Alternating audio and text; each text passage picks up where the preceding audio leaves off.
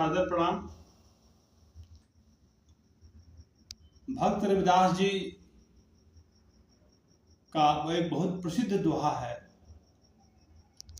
मुकुर माह परछाई जीव पहुप मधे जीव बास, तैसे श्री हरि बसे हृदय मधे रविदास।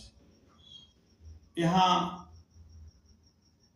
संत रविदास जी कहते हैं कि जिस प्रकार से दर्पण से प्रतिबिंब को अलग नहीं किया जा सकता है और फूल से उसकी सुवास को विच्छेद नहीं किया जा सकता है, उसी प्रकार से उनके हृदय में श्री हरि का यहाँ तात्पर्य श्री रामचरितमानस में भी आया है। हरि व्यापक सर्वत्र समाना, प्रेम से प्रकट हो मैं जाना। यानी हरि सच्चिदानंद घन परमात्मा जो सर्वत्र व्याप्त है। भगवान श्री कृष्ण ने भी श्रीमद् भगवत गीता में कहा है, ईश्वर सर्वभूतानां हृदय देशे अर्जुन तिष्ठति। यानी सभी भूतों में के हृदय में ईश्वर का वास है। अब यहां प्रश्न उठता है कि फिर इसके बावजूद भी मनुष्य क्यों भ्रमित है। तो यहाँ पर कबीर साहब का मैं जिक्र करना चाहूंगा। वो कहते हैं कि कस्तूरी कुंडली बसे मृग ढूंढे बनमाए, ऐसे घट घट राम है दुनिया देखे ना। यानी वह जो परमात्मा है वह सब में समभाव से अवस्थित है, लेकिन जैसे एक मृग उसकी नाभि में उसकी कुंडली में वह जो उसको बार बार उस सुगंध को तलाश रहा है, बाहर सोच रहा है कि बाहर से सुगंध आ रही है, वो बाहर से सुगंध नहीं आ रही है, उसकी कुंडली से बार बार वो सुगंध आ रही है, उसे वो लेकिन बाहर तलाश रहा है, क्योंकि वो नहीं जानता है कि सुगंध कहाँ से आ रही है। उसी प्रकार से हर मनुष्य यह नहीं समझ पा रहा है कि यह जो दिव्य प्रकाश उसके भीतर ही उसके हृदय में अवस्थित है, उसको बाहर तलाश रहा है।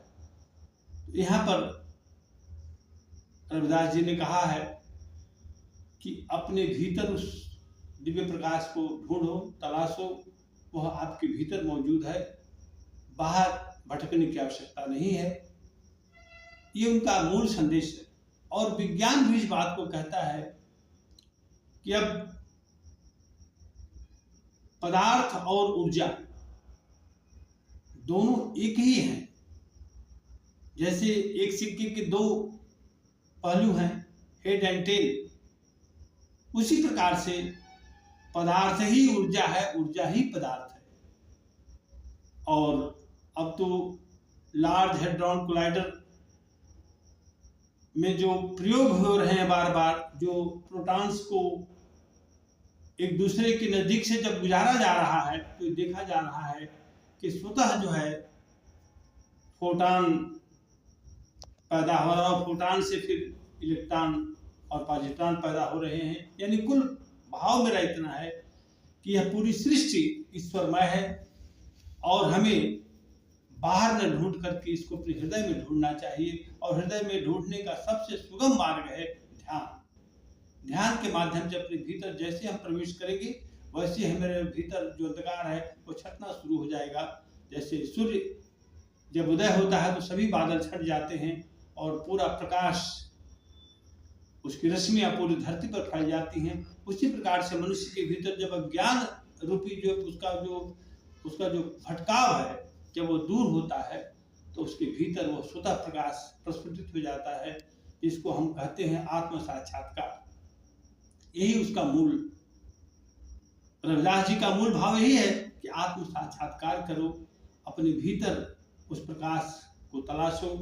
जहां आप अपनी आंख बंद किए बैठे हो उसको देखो, समझो और ईश्वर का ध्यान करो।